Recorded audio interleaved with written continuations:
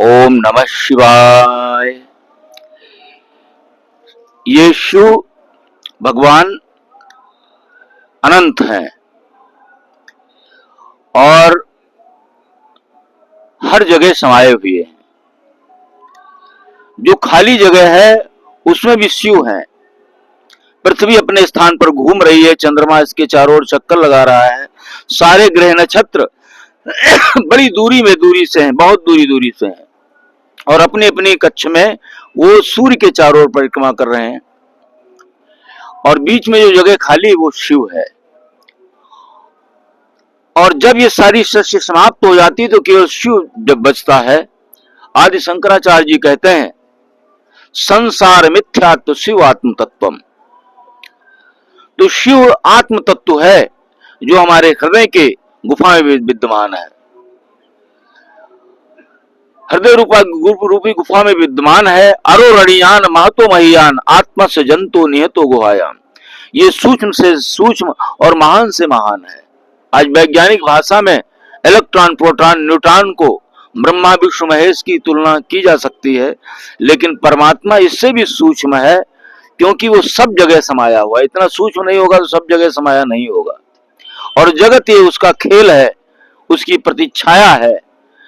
हम लोग साधना करते हैं हिमालय में, उसी शिव तत्व में स्थापित होते हैं, आज्ञा चक्र के द्वारा उस शिव तत्व को देखते हैं और उसी में रमण करते हैं। शरीर तो रहता है लेकिन हमारा ध्यान शिव में होता है और फिर वो निर्भीक होते हैं, निर्भय होते हैं।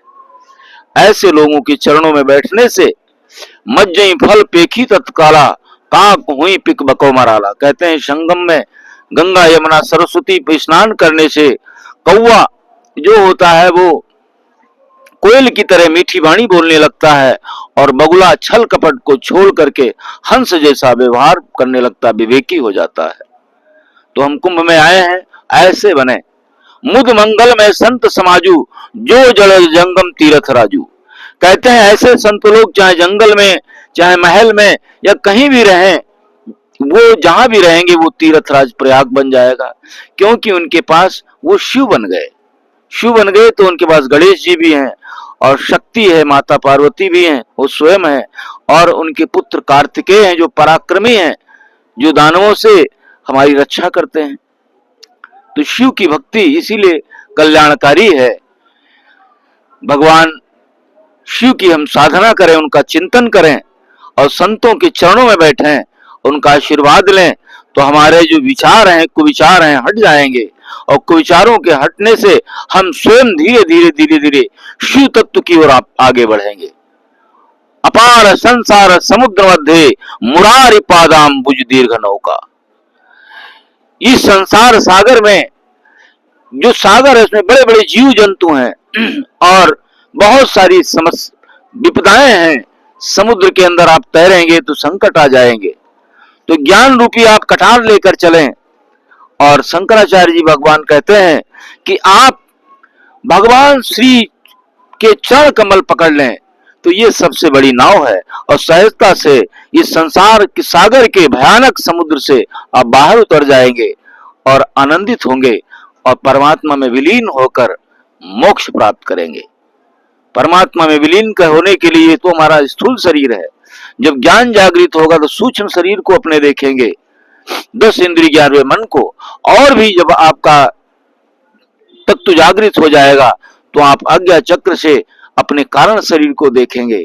कारण शरीर जब निर्मल हो जाएगा तो आप महाकारण शरीर में जाएंगे और महाकारण शरीर में जाकर आप देवत्व को प्राप्त करेंगे और फिर आगे मोक्ष को और परम लोक को प्राप्त होंगे।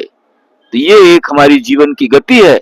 इसी को पाने के लिए हम लोग साधना करते हैं, लेकिन हम साधनों में फंस जाते हैं। संसार में आए हैं, सारे कर्तव्य का पालन करें, लेकिन ये हमारे जीवन की गति है, इसको ना भूलें। अगर भूल गए तो 84 लाख योनि में फिर भटकना पड़ेगा, दुख कष्ट रोग और पीड़ा से गुजरना पड़ेगा।